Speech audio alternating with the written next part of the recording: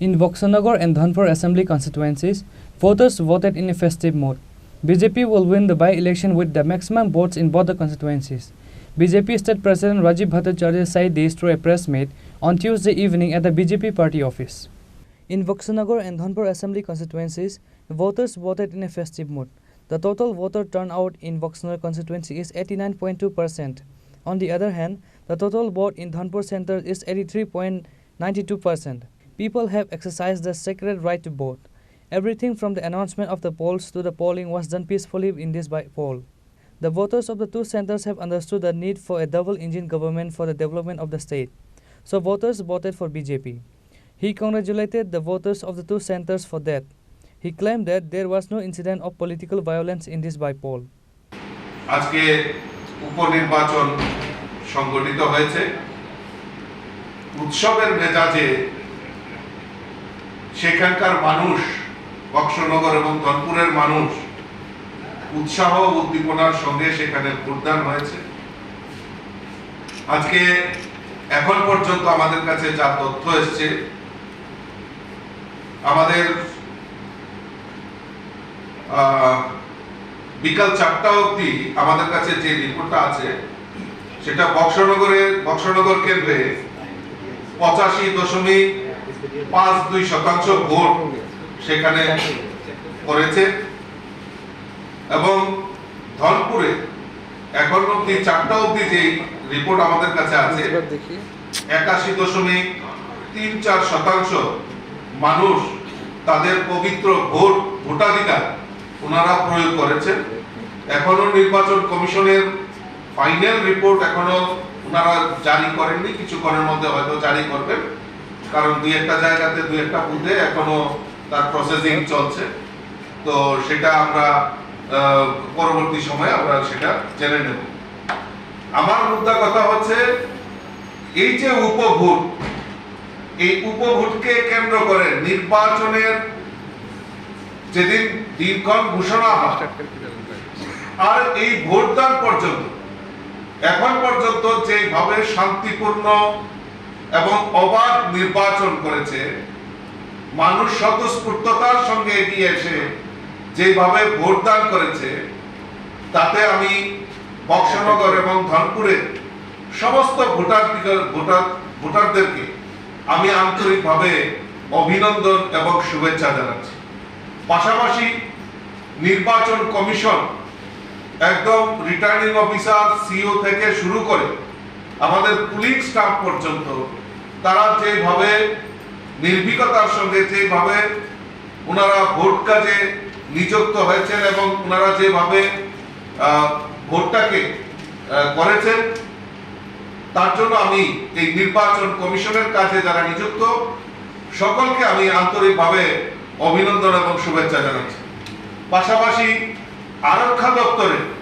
যারা আমার পুলিশ আরক্ষা দপ্তরের যারা কর্মী তাদেরকেও আমি অসংখ্য ধন্যবাদ জানাচ্ছি সুন্দরভাবে যেভাবে তোমরা ভোটদান মানে ভোটকে তারা ভোটদানে যারা কাজ নিযুক্ত ছিলেন আরক্ষা দপ্তরে তাদেরকে আমি অসংখ্য ধন্যবাদ জানাচ্ছি আমি ধন্যবাদ জানাচ্ছি আমাদের রাজ্যের মাননীয় মুখ্যমন্ত্রীকে কারণ উনিও অক্লান্ত পরিশ্রম করেছেন এই দুই উপনির্বাচনকে সামনে রেখে নির্লস প্রয়াস উনি সবসময় সহযোগিতার হাত বাড়িয়ে দিয়েছেন আমাদের কার্যকর্তাদের আমাদের যারা মন্ত্রী আমাদের যারা রাজ্য নেতৃত্ব জেলা নেতৃত্ব এবং বিশেষ করে সর্বোপরি আমার যারা বক্সনগর এবং ধনপুরের যারা কার্যকর্তা যারা অক্লান্ত পরিশ্রম করে আমার দেবদুর্লভ কার্যকর্তারা যেভাবে নির্বাচনকে পরিচালনা করেছেন আমি